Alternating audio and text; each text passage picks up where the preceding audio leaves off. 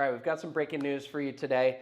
The long-awaited bill that we've been talking about has finally been released. We're having the hearing on it this coming Monday, June 9th, 10 a.m. at the county building on High Street in Wailuku. They are going to be accepting public testimony for this. We're encouraging everyone to go testify in person if can. If not, you can submit written testimony or testify via video. So what does Bill 9 say? This is the first draft of the bill that we're aware of. Basically what they're planning to do, they're proposing to ban all short-term rentals in apartment districts by July 2030. So basically they're giving a 5-year time window to have the ban come into effect. They feel this is enough time to eliminate legal issues. As the zoning code reads, you have to give, I forget what the wording is, but basically you have to give sufficient time before you make a change like this.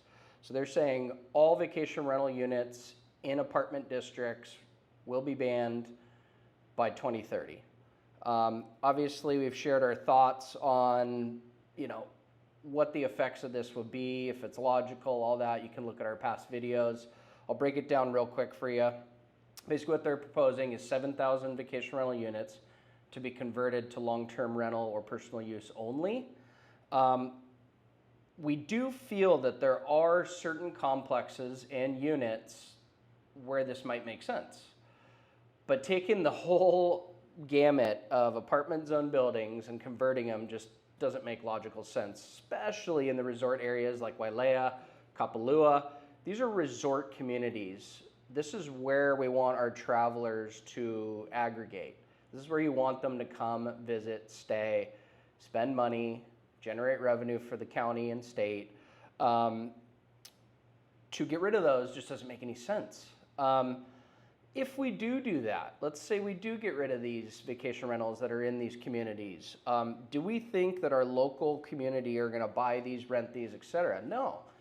Most of these buildings, the operating costs are extremely high. Also, the price points of these properties are quite high. So it doesn't really fit the affordable housing criteria. What's going to happen is we're going to drive the gentrification of this ownership base to higher income levels. Because the people that are going to be buying these, they're not going to need to rent them.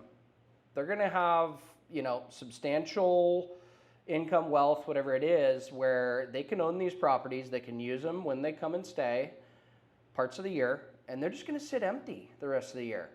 So we're actually going to have the opposite effect of our intended one. These aren't going to become rentals for our living, working community members.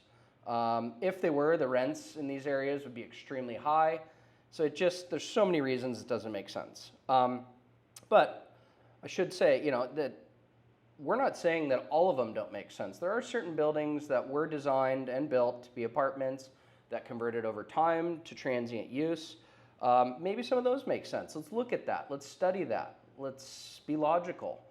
The bill does say that these buildings were built and intended for long-term rental use. They're assuming that all apartment zone buildings are that way in the bill, the way it's worded. That is absolutely not the case. Because short-term rentals were allowed in apartment districts, a lot of these buildings were designed and built for vacation rental use. It's very clear. You can see how they're laid out, the amenities, etc. So, pretty, it's just not logical. This bill just doesn't make any sense. Obviously, it's the first draft. We don't know how things are going to go. We're expecting a bunch of negative testimony on Monday. Most people that we've all talked to are against it. It's just going to hurt the economy. It's going to hurt the local people. We're expecting it to be revised or thrown out completely. But again, you never know. We'll see how it goes. Definitely, please testify. We're going to include a copy of this bill below this video. We're going to include information on how to testify. All that stuff will be there.